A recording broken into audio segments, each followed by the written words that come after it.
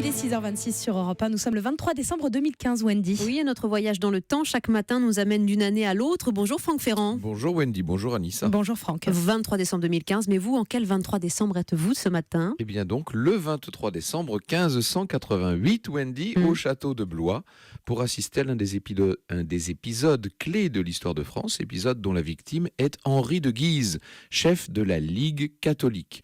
Le roi à l'époque c'est Henri III, Oui. il n'a pas eu d'héritier mâle et son successeur désigné est un protestant, Henri de Navarre, le futur Henri IV. Ça, les catholiques en général et les Guises en particulier ne peuvent pas l'accepter.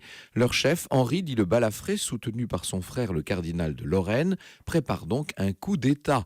Il se fait nommer lieutenant général du royaume, il exige la réunion à Blois des États généraux. Eh bien c'est à Blois qu'il a rendez-vous avec la mort. Et quel est le rôle du roi dans l'assassinat du chef de la Ligue, Franck? Un rôle essentiel, Oui. Ça choque nos mentalités modernes évidemment, mais Henri III est bien à l'origine de ce crime d'État.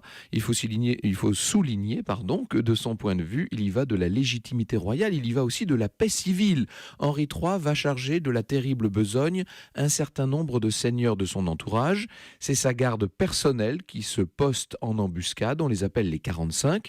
Le soir du 22 décembre, le roi convoque les Guises pour le lendemain à l'aube. Il a prétexté un départ matinal pour Lannou, où il doit fêter Noël. Précisons qu'il les a convoqués avant le conseil, ce qui explique que le duc de Guise entre chez le roi de très bonne heure, sans escorte et sans armes. Et c'est à ce moment-là qu'on le tue. Oui, à coups d'épée. Il est encore plus grand mort que vivant, dira le roi en toisant son cadavre. On va tuer aussi son frère.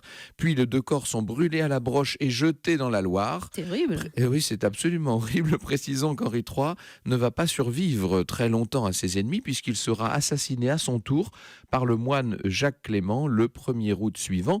Mais ça, évidemment, c'est une autre histoire. Ouais, c'est une page sanguinaire en tout cas ce matin. Franck Ferrand, vous retrouvez au cœur de l'histoire tout à l'heure, 14h, quel programme? Nous sommes en période de fête maintenant, donc on va parler champagne. Eh bien très bien, ça va nous rafraîchir.